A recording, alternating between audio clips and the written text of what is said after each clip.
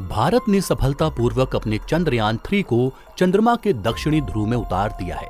Vikram lander के चंद्रमा की सतह पर उतरते ही देश दुनिया झूम उठी।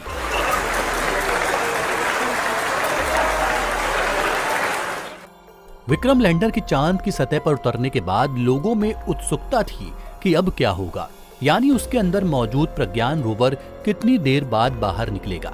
दरअसल करीब 2.5 घंटे बाद प्रज्ञान विक्रम लैंडर से बाहर निकला, लेकिन प्रज्ञान को बाहर निकलने में इतनी देर कैसे लग गई,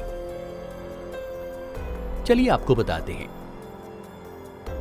दरअसल चंद्रयान-3 के लैंडर विक्रम की चांद पर सॉफ्ट लैंडिंग के दौरान काफी धूल उड़ने लगी थी। चूंकि चांद पर गुरुत्वाकर्षण पृथ्वी की तुलना में काफी कम है, जिसकी वजह से पृथ्वी की तरह वहां जल्दी धूल नीचे बैठती नहीं है। इसरो के वैज्ञानिकों ने पहले वहां उड़ रही धूल के बैठने का इंतजार किया।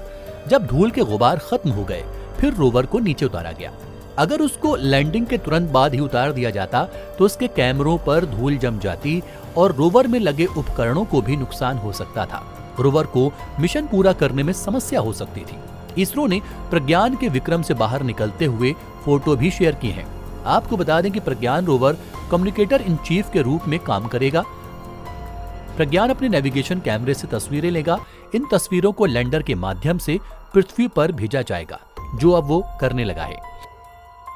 प्रज्ञान वैज्ञानिक पेलोड से लैस है। इनमें अल्फा पार्टिकल एक्सरे स्पेक्ट्रोमीटर और लेजर प्रेरित ब्रेकडाउन स्पेक्ट्रोस्कोपी है।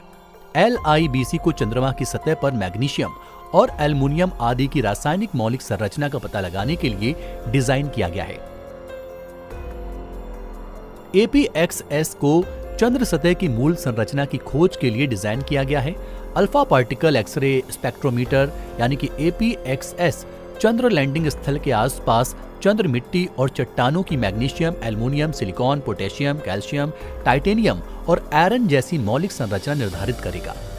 26 किलोग्राम वजनी इस प्रज्ञान का मिशन जीवन एक चंद्र दिवस है। चंद्रमा का एक दिन धरती के लगभग 14 दिनों के बराबर है। ऐसे में रोवर प्रज्ञान केवल एक चंद्र दिवस के लिए काम करेगा। एक और चंद्र दिवस पर जीवित रहने के लिए लैंडर और रोवर को दक्षिणी ध्रुव पर चंद्र रात में 238 डिग्री सेल्सियस के ठंडे तापमान का सामना करना होगा। चंद्रमा पर उतरने वाला प्रज्ञान 8वां रोवर है।